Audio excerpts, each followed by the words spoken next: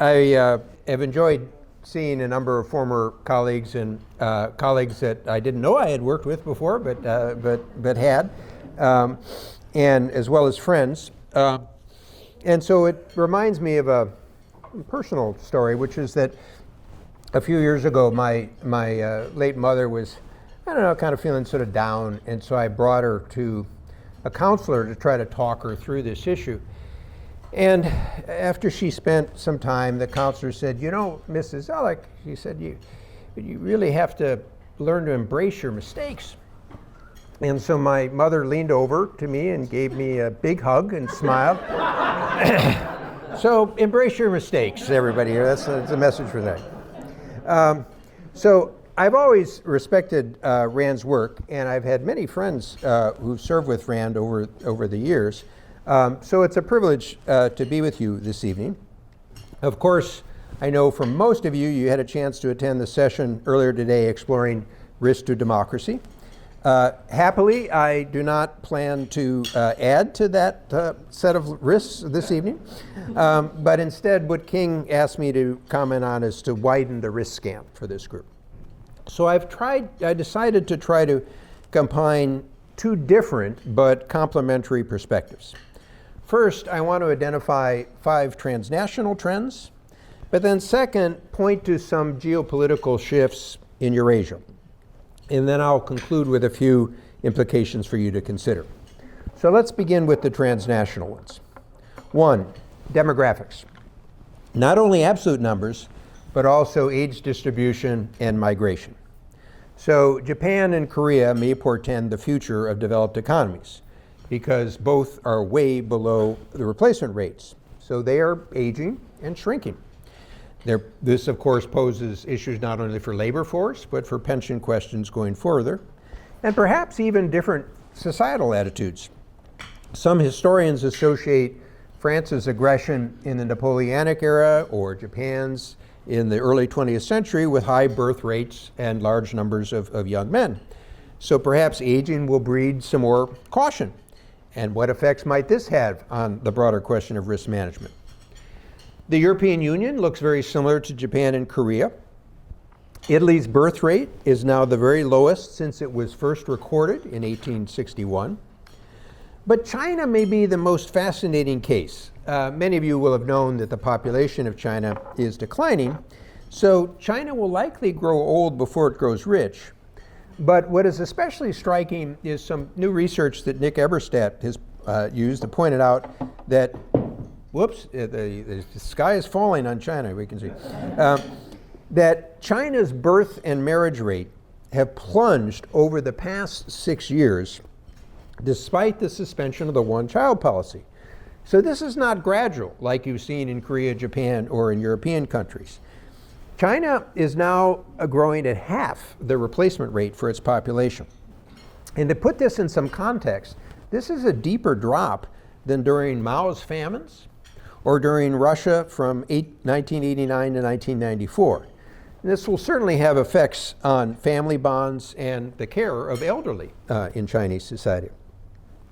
Now, sub-Saharan Africa poses the opposite challenge, although you can see some variations by location. So Africa will either develop or Africans will migrate. North America, interestingly enough, is relatively better off if we recognize human capital as an asset and encourage the education of it and development and mobility. Number 2, the energy transition and tensions with energy security. Now, the world has seen other major energy transitions since the dawn of the Industrial Revolution, but they took place over a longer term and were additive. Dan Yergin has pointed out that oil overtook coal as the top energy source during the 1960s, but today we use 3 times more coal than in the 1960s, and indeed coal consumption hit a record high in 2022. Now, this energy transition is being driven more by policy than technology and economics. So I expect we will face risks of supply shocks, like in the 1970s. And of course, we saw this with Russia's war, which heightened attention to the issue of energy security, just keeping the lights on in Europe. Our $100 trillion world economy still relies on hydrocarbons for about 80% of energy, and those sources require long-term capital investments and returns.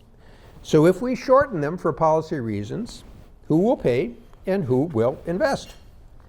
Many people in sub-Saharan Africa don't even have any electricity. Many are concerned about indoor air pollution and from burning wood and waste. And we're also going to face high new demands for minerals for electrification. But it takes years to open these mines and develop the appropriate infrastructure. Just to give you one example, we estimate we'll have to double the supply of copper by 2030 to hit the climate goals for 2050. And when one scans the locations for mines and also their processing, you can again see the intersection of transnational and geopolitics. 3, biological security and pandemics. Virologists will point to the fact that viral outbreaks are now becoming more frequent and they're imposing higher costs. And they'll point to the linkage of wildlife to livestock to the human transmission network. You see it most in South China, Southeast Asia, and Sub-Saharan Africa. But sadly, I don't think we're doing a very good job of learning the lessons from COVID. And for those of you interested in this subject, I would recommend a book that just came out over the past couple of weeks called Lessons from the COVID War. It was a report organized by a group led by Phil Zoellick, who was the executive director of the 9/11 Commission report, which was a rare government document as a bestseller. And Phil did a very good job of assembling sort of a range of experts, thinking that either the Congress or the executive would want to create another such commission. For political reasons, they never did, so they put together this report, and it gives you at least a very good starting point of trying to understand where we should be thinking about these risks for the future. 4th, technology innovation and productivity gains. This, of course, is a wide range of possibilities, and this is a strong area of Rand's competence, so all of you can choose your own favorites. I just want to emphasize the phases that you often see in this process of invention, innovation, and adoption, which we saw with the steam engine, we saw with electrification, and we saw with computers. And this is going to run many decades with many changes and choices along the way. So my list would be AI, the both uses in safety, quantum computing, biotech. Although here I've seen a little bit from my investment experience, the challenge of bringing to these developments to market and integrating them with a rather sluggish healthcare system. And for all the innovation, data are absolutely critical in any of these fields, but the world is moving towards fragmentation of data systems because of geopolitics. And 5, another topic in the news, how are we going to unwind the about 20 years of experimental monetary policies? What you could see over the past decades is with every new crisis, we turned to central banks to try to come up with a solution.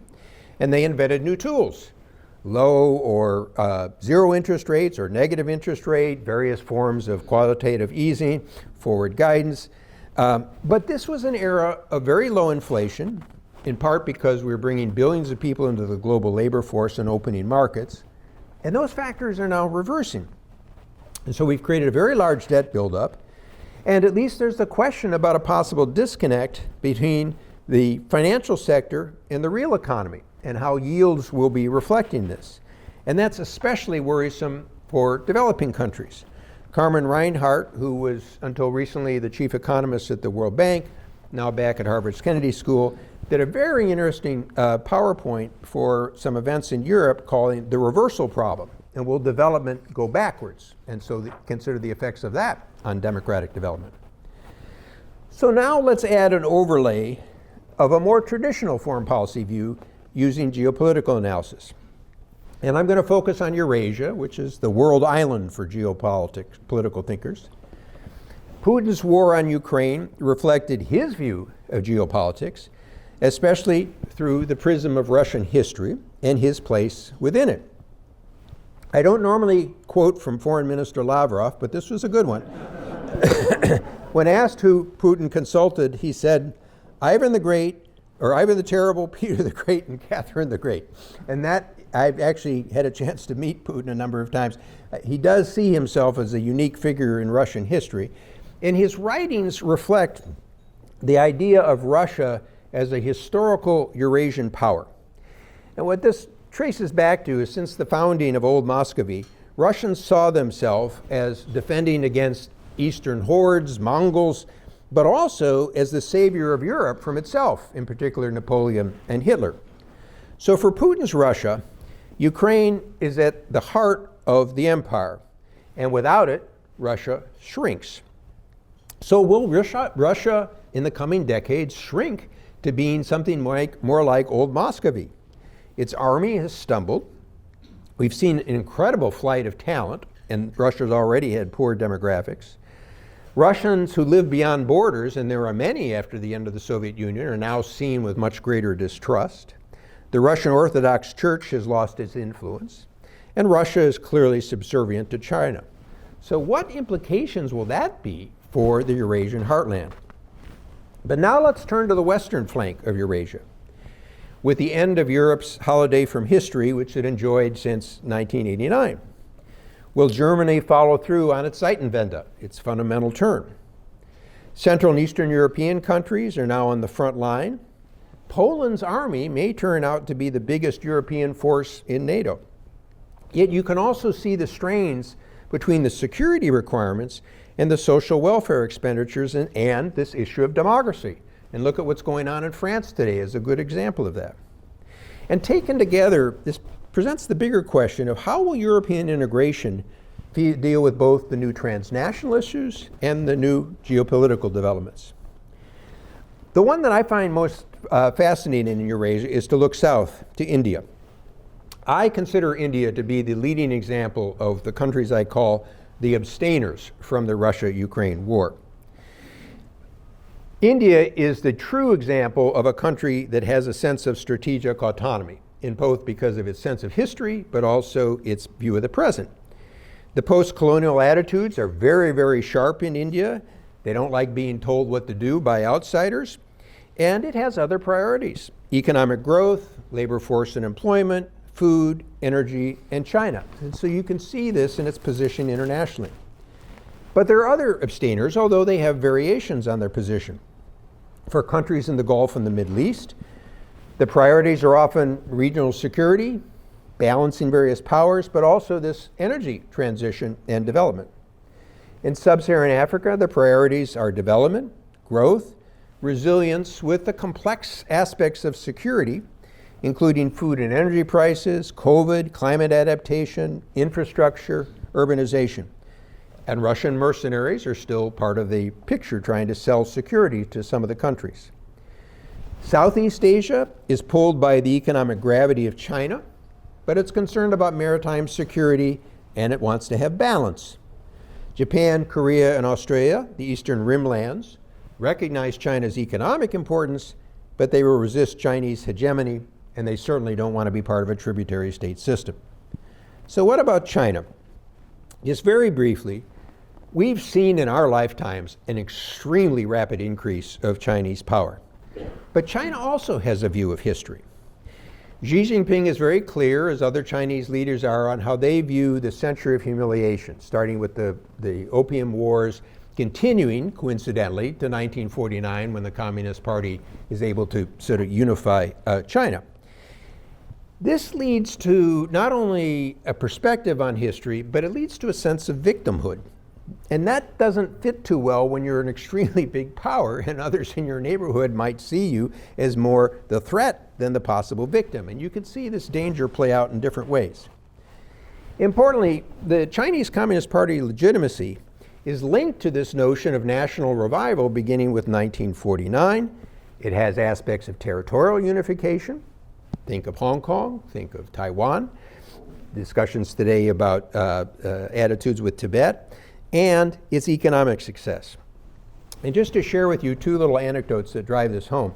I got to know Xi through a number of occasions. In 2006, when I was at the State Department, he was a party secretary in Hangzhou, in the provinces, and he came to see me. I visited him when he was in Hangzhou.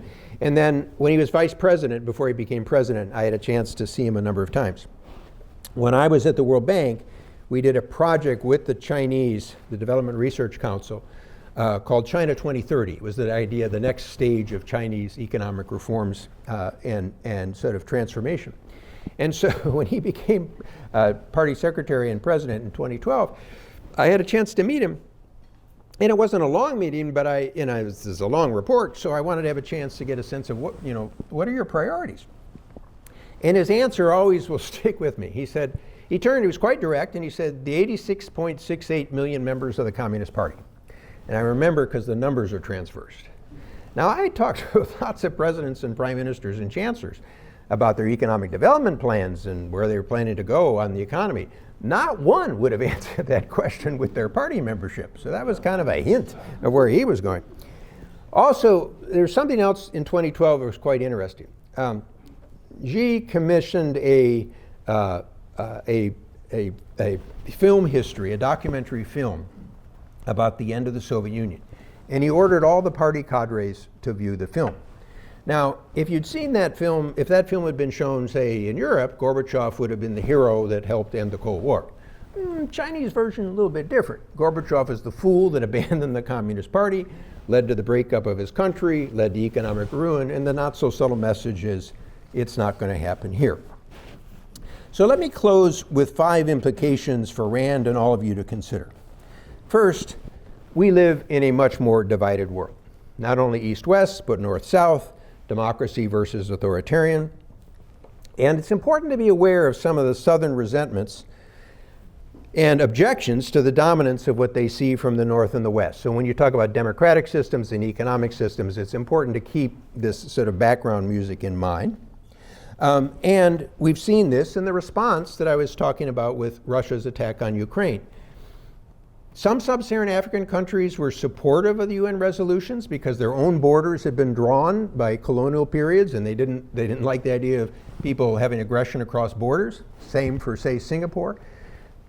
But they didn't necessarily buy into some of the other logic because they've seen violence in their own neighborhood, and they wondered, well, is this just a question of Europeans fighting one another, and should we perhaps have a slightly different perspective of our interests? Second, security is clearly assuming greater importance. But I would argue that the analogies to the Cold War are intellectually lazy, because we had in the Cold War 2 very different economic systems. Today, frankly, we're sharing one system, and we face the challenge of how do we address the weaknesses and some of the dangers of interdependence while also being able to capture some of the benefits. So whether it's the issue of resilience and security of supply chains or other types of issues, this is going to be a tension that's going to pervade what goes forward in coming years. The United States and China, you can see this in their policies, are both going to seek to be self-sufficient. This is part of the Chinese dual circulation policy. You can see it in some of the industrial policies in the United States. But they will fail. They're not going to be able to be self-sufficient. So I would expect more government intervention in industrial policies. And at least from my view, these are likely to add to costs, lower productivity, and special interest pleading. Third, energy and climate are going to transform the international economic structures. I've talked about the security and the transition, but this is going to show up, say, in border measures, which you're already seeing in Europe, which are going to affect developing countries. It'll show up in mineral development. It'll show up in security costs. And these structure changes, I suspect people will look back on decades from now as being analogous to the changes of the Industrial Revolution. This is a huge shift if you think about the importance of energy in any economy. Fourth, the tensions in the digital world between the economies of scale and local preferences. So again, I stay active in many economic and investment fields, and data drives everything. For those in the business community, it's the heart of every sort of business. So as we fracture and fragment data systems, what will be the effect of this? It will affect the infrastructure, the regulation of platforms, data accessibility and localization, privacy, and e-commerce. And finally, if I take these together, I think you're going to see the changing nature of globalization.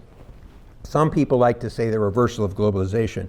I ask myself, how can you believe in the reversal of globalization if you look at the transnational issues of climate or pandemics or capital flows? Globalization is not going away. But the governance of globalization is clearly fraying and fragmenting. You can already starting to see it paralyze some of the major global institutions. This has happened to the WTO. Of course, in some ways, it's returned to the problem for the UN Security Council. You can see it in the WHO. And even the IMF, which I work closely with in many capacities over the years, is at risk at this, and partly with some of the developing country sort of debt issues. I expect you'll see a move towards more polylateral, variable geometry, multiple stakeholder arrangements. And these will be more network type models, including with important roles for private actors, whether business or nonprofit. Ironically, the US system should be one that is able to adapt to a network model pretty well.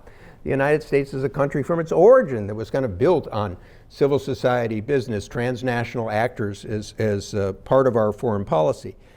But I'm personally somewhat concerned that our government's withdrawal from shaping some of the global rules on standards and trade and international economy will leave us behind. So that's the charge that I give to RAND going forward.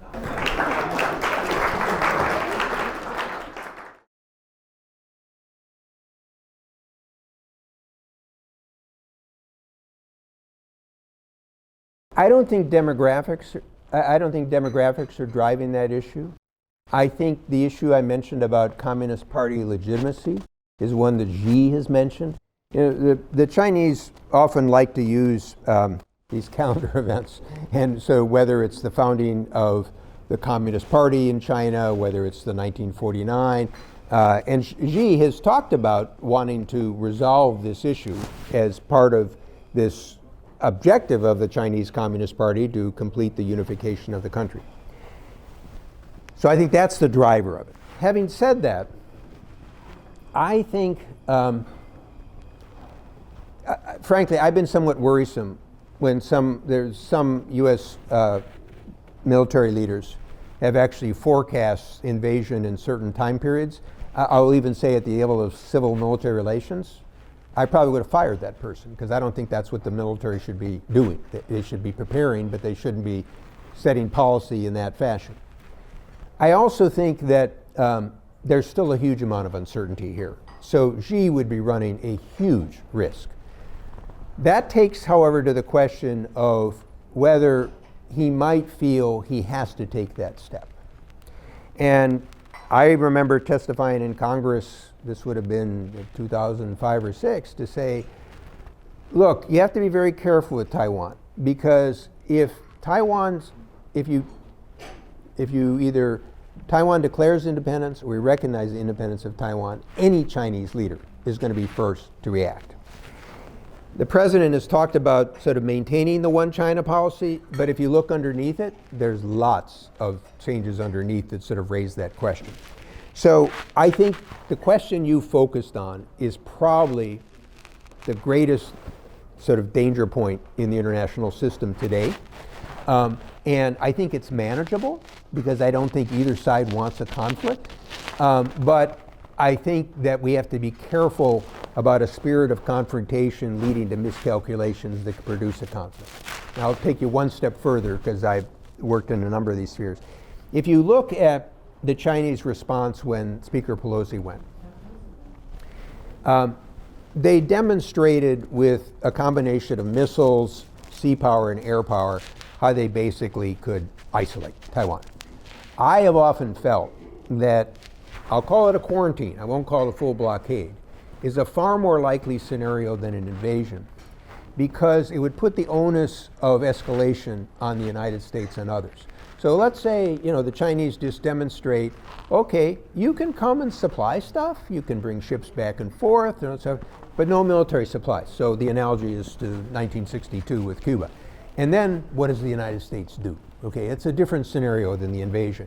And if you look at the Chinese response with Pelosi's visit, they're signaling that they're developing that sort of capacity. And I could give you other sort of examples.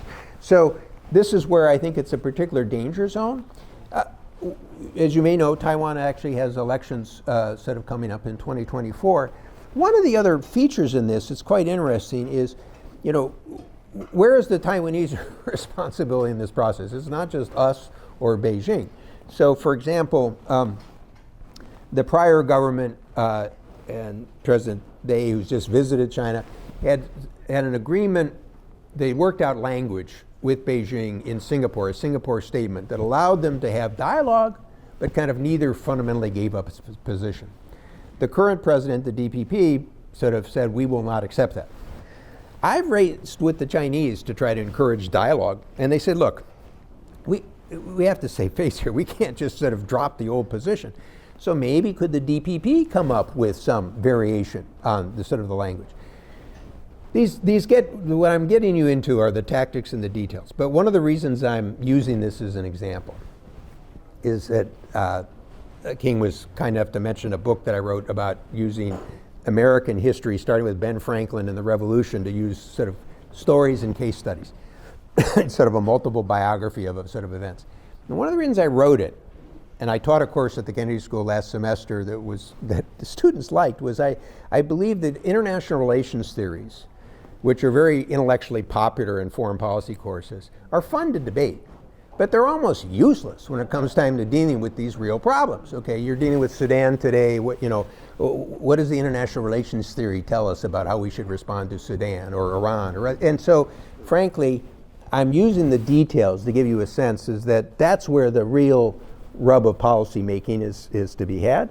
And it was kind of came up in our discussion today as we were talking about democracy and economics and systems, is that, do we like democracy? Yes. Okay. But so then what? What are the basis in practical terms? And it varies. We were talking at our table by different countries and different examples.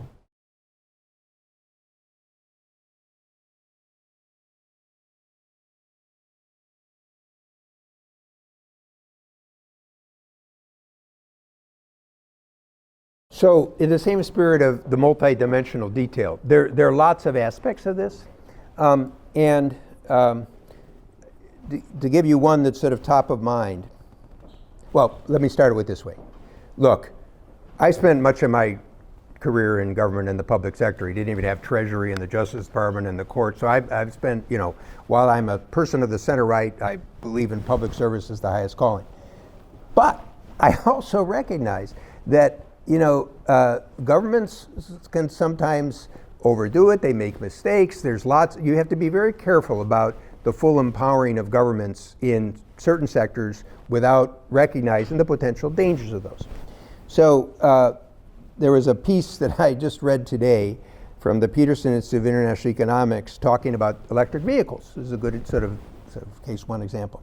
So number one, it turns out that because of the trade war that Trump started and the Chinese reacted with tariffs, that Elon Musk moved his US production of Tesla to China. Okay, so we used to have actually a lot of not only production, but exports of electrical vehicles. We now don't have those. Okay, so how is that a win in terms of industrial policy? Okay, so now the Biden administration comes up with the new legislation.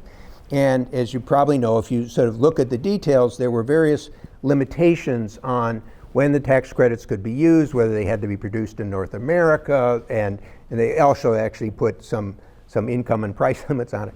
But because of the storm that it created in Europe, they just created an exception for leased vehicles. Okay? Now, interestingly enough, the leased vehicles are not subject to the limitations on the income and the cost of the car. So you put a bunch of limitations in one area, you just open the door in others, and you can look at the data. We were talking about data-driven, okay? And the European vehicles are not at all being limited because they're now coming in on leased vehicles. Okay, so what have we accomplished with that? Okay, so and let me give you another example that's in the press today where it's the Congress versus the Biden administration, but when you play the protectionist game, you got to expect others to do the same thing.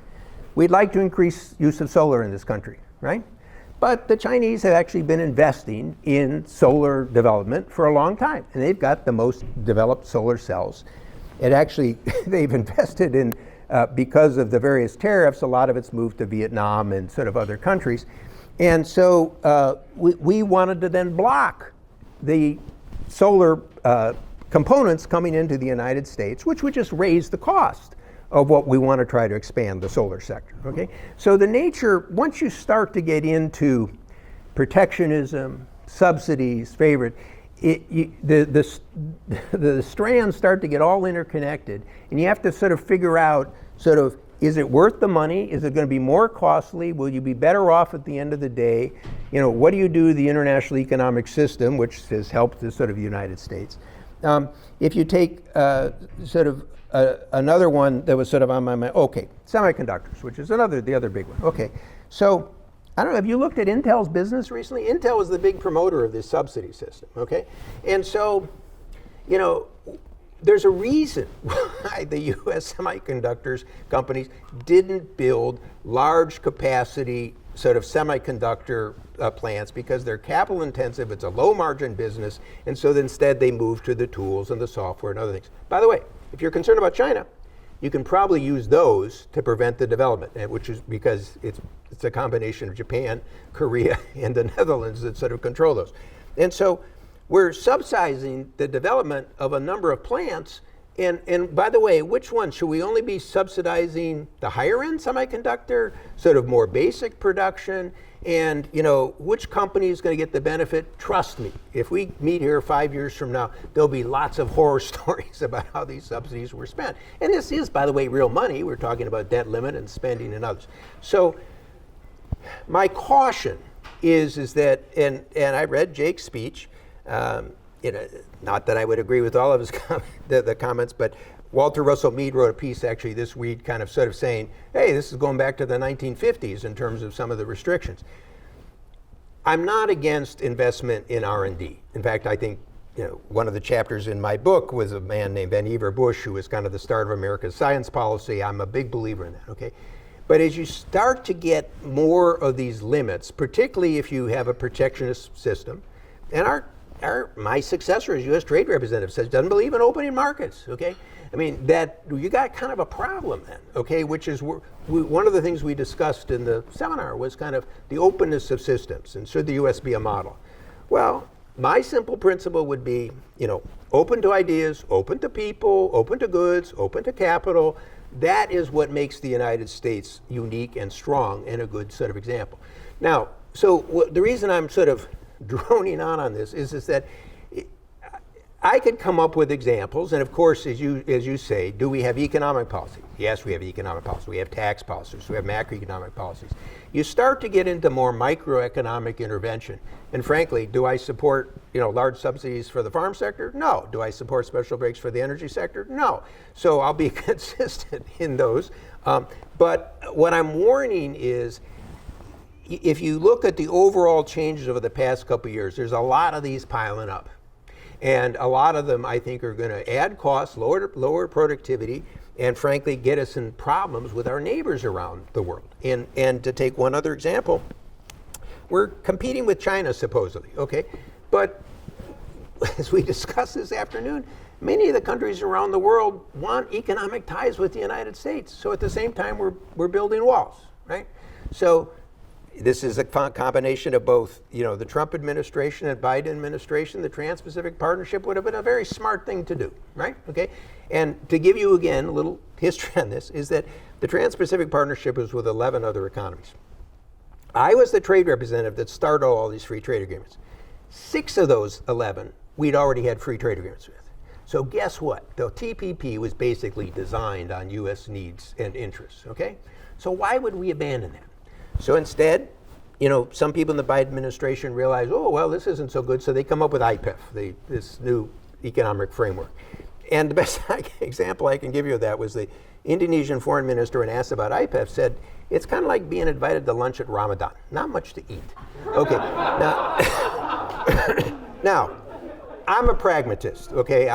And so what would could I try to push some things in supply chain, digital? Yes, I would try that, okay? But I'm warning, look, one of the benefits of being at my stage in life is you get to be contrarian, okay? So everybody else is moving in this direction. I'm saying, watch out, this is not gonna be so good for you.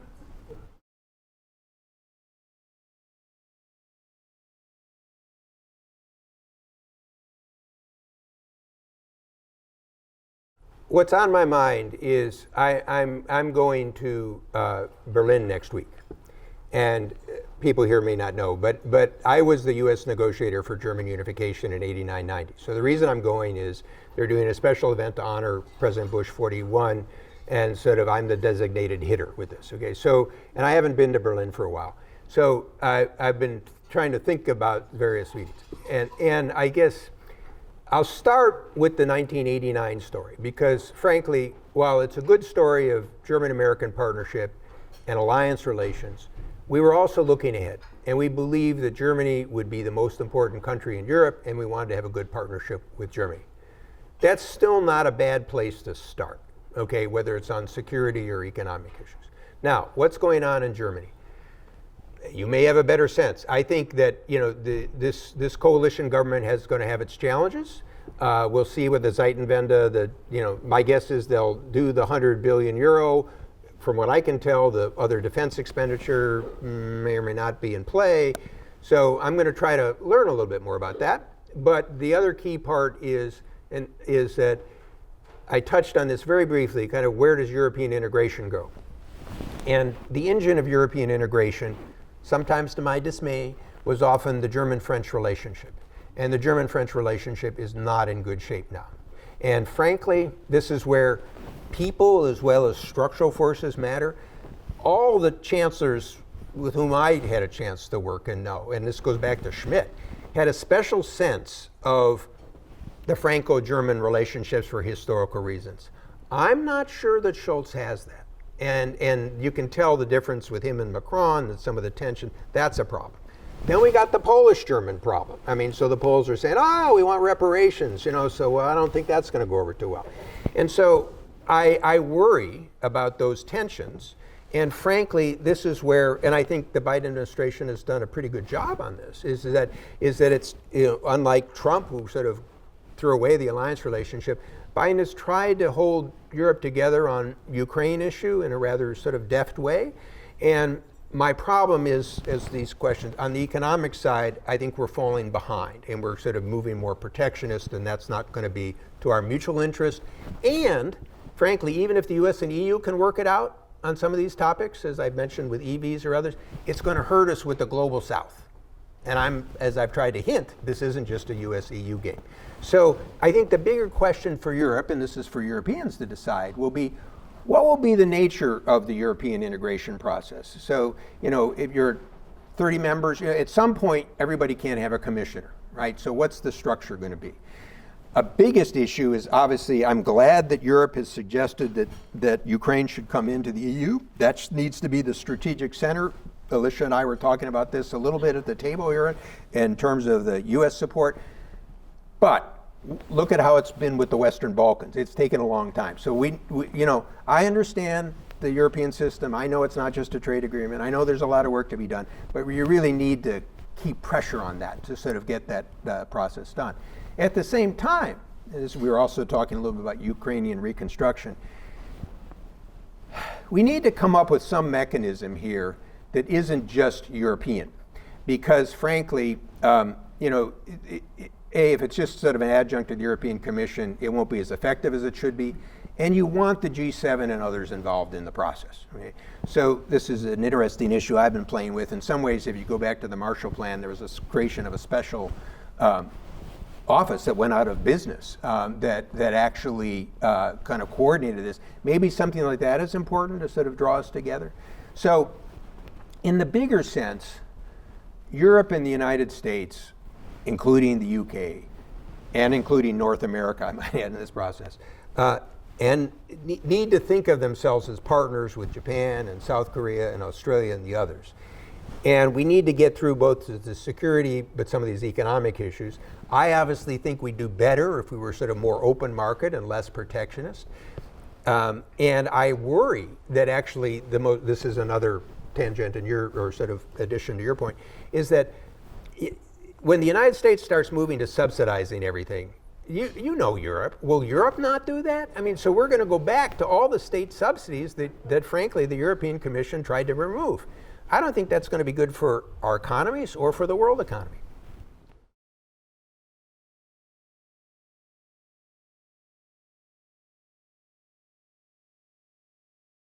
I think they can be relatively high, Ajay Banga, who has just been endorsed by the board this week, I think will be a good leader as well as president. He and I served together on the board of Temasek, a sovereign wealth fund of Singapore. And I know him from his business role. I think he's kind of what the bank needs. But the challenge that he'll face is, and you hinted at it, is that how do you advance a rule of law or governance agenda in a way that is seen as supporting the bank's overall mission while avoiding the landmines of the different sort of country biases? I found that possible to do because whether it was avoiding corruption, whether it was sort of creating more effective institutions in the country to sort of guide the policy, and even sort of the notion of a rule of law. Again, the China I was working with was a little different, and I had very good relations with the Chinese. But I was explaining, I think, at our session that, even when the Nordics came to me, people often don't realize the bank has its different funding systems, but some of these include trust funds that are set up by countries relying on the bank's financial management. And so the Nordic countries came to me and wanted to focus something on democracy. And I was able to shape it into a rule of law system, and we were talking about the human rights sort of agenda as well. And I didn't get any problem with the Chinese. The Chinese, as you may know, they have a rule by law as opposed to rule of law, was kind of their philosophical concept. But it depends, but the point of it is, if it depends on whether they want to work with you, if they want to, or they want to stick it to you and make your life difficult, okay?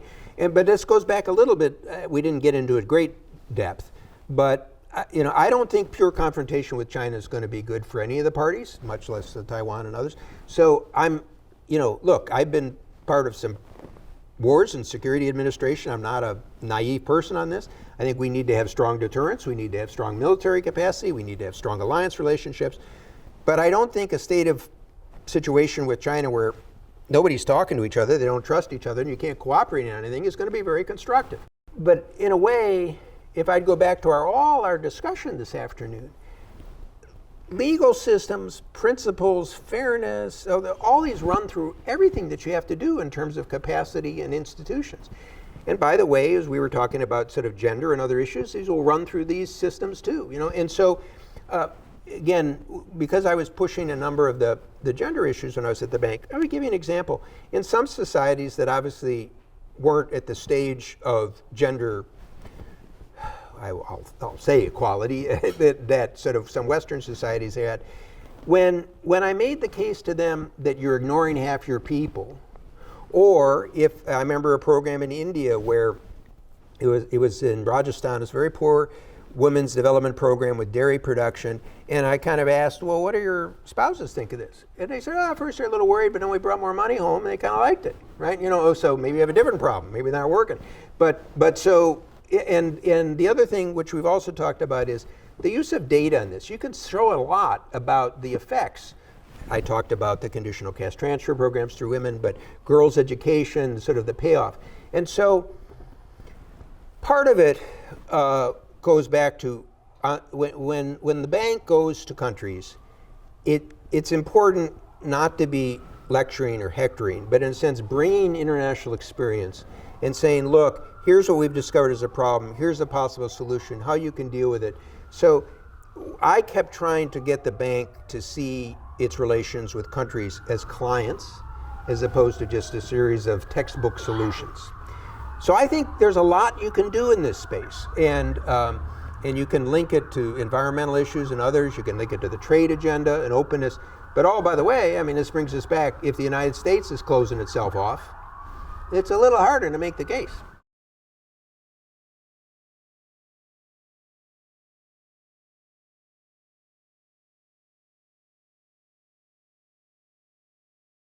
You'd have to speak to somebody in the administration now, because I've been away from the U.S. government since 2006. It's a long time.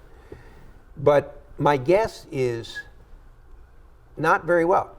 Okay, and that in part, but there's a reason for this, and that is, as you've discussed today, this is an art, not a science. They're external events, exogenous shocks, wars, financial crises, pandemics that put stress on systems. And so, it's a little hard to show kind of the return on investment on it. You have the head of the National Endowment for Democracy. We would probably be in a better position to kind of point to this. Separately, it's going to be part of American foreign policy regardless of the, quote, sort of statistical result, because it's the values that the country sort of associates. That ebbs and flows. What's the cost of trying to, push democracy? Is it, whether it's at the barrel of a gun, or also what other pressures when you've got other interests with countries? Where I was trying to at least suggest that part of the dialogue needed to go this afternoon was that unless you can create an economy that delivers for people, it's really hard to either build or sustain a democracy. I also think that the way you develop that economy can help build support for open and democratic societies, private sector, rule of law issues, building a middle class. And so I see this as more an evolutionary process, which we've seen in different countries over time. But there are often no simple decisions on these things. So just one that as we were walking up, we were talking about is, say, Saudi Arabia. Okay, so not very encouraging that, MBS has assassinated a journalist, okay? On the other hand, you see that he's opening up the system for women and opening up the economy. So do you cut him off? Do you encourage it? How do you do the relations? And part of the challenge for any government is kind of, how do you strike that balance? Okay, and then on top of that, you got whatever security interests that you have with Saudi Arabia, with Iran or Israel or other aspects of that. So I've been involved with democracy and freedom agendas kind of my whole sort of government career in different forms. What I've always tried to suggest is that it needs to be part of the US agenda. You need to try to think about how to happen. And so I'm not a real politician only on this, but you need to be practical about how you send the signals, okay? And some of it can be symbolic. I remember when President Bush 41 returned to China in 1989, he went to a Christian church that he'd attended. So is that earth-shaking? No, but does it send a signal? Yes, to people in society. Do you support heroic people like we had some tonight or this afternoon that come from Venezuela and others? Yes, you do. And at some points, you may decide to draw a very hard line. But what I'm suggesting is sometimes advocates, for understandable reasons, push to an edge. And you just have to decide at the end, is that likely to get you to where you want to go? And those are judgment calls, ultimately, in the process. And what I think what I was also trying to suggest today is, and this is for Rand and others, the people that are here, is that you can learn from experience. You can see what worked better in one place instead of others, and how to build it over time. Where I've been sort of critical of things tonight in some respects, but I'm a long-term optimist. And even with China, for example, I don't think China's 10 feet tall. Some people act like China's going to take over the world, and so I see China's got lots of problems. And so frankly, I want to deter China and where it's going to cause problems. But I don't think we have to become like China, and I don't think that we have to imitate every aspect of China. And frankly, I think we should continue to push the openness agenda. And one of the examples I mentioned is, Chinese students in the United States. I understand, the security, fine, you have to watch different groups, but when we shut down consulates, make it harder for Chinese students to come, I don't think that's a long-term investment. I was telling you, I was teaching at the Kennedy School. I had some Chinese students there. It's much harder now than it was 10 years ago. Those students are going to have a hard time figuring out whether they go back or what they do, and I've talked with some of them personally about their career issues. We shouldn't make it harder for these people.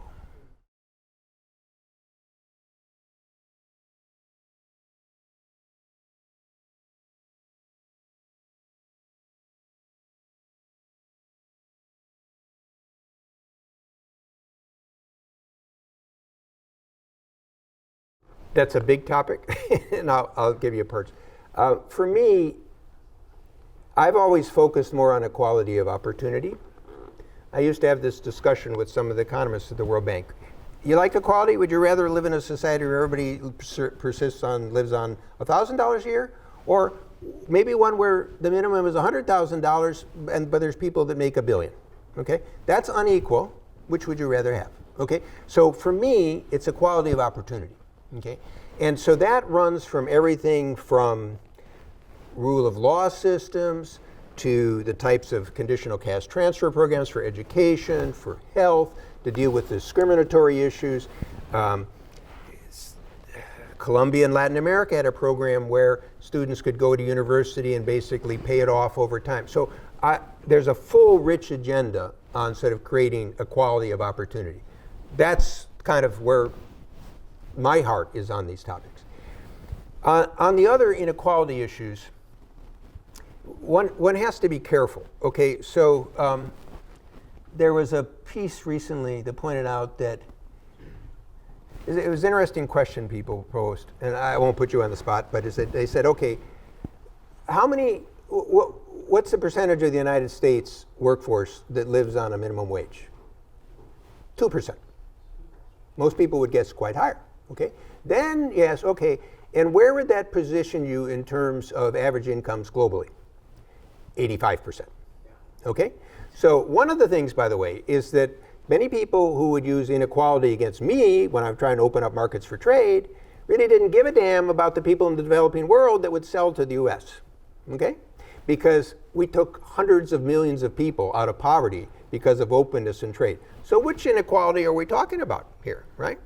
And then the other aspect of it is, even in the United States, this will certainly be unpopular, but if you look at, Phil Graham came out with a book with some research from Bureau of Labor Statistics guys. These were not, they weren't Republicans, they didn't have his point of view. And they looked at sort of, when we look at inequality in the United States, and you look at the progressive taxes and the payments that are paid, I mean, by the way, our income tax system is far more progressive than others in Europe, okay? Most people are unaware of that, okay? And then payments back. And then you look, where I would look at is, what's the mobility of the quintiles? Will people move within the system? Okay, now, that's a political judgment, okay? But I would apply the same to developing countries. In other words, where I thought the hope, what I found with countries, we were talking about Tunisia, is that when people lose a chance of any sense of hope, that there's no future, that they work and things get stolen from them, then the populism sort of takes over. If you take the East Asian examples, if you create, whether it was Taiwan or South Korea or Singapore or Japan, or you can see that creates an upswing for opportunity. And so, again, these are debatable points, and it's a question of degree. But I'm a little worried that sometimes the inequality argument is kind of used to keep people down as opposed to lift people up. But that's my bias.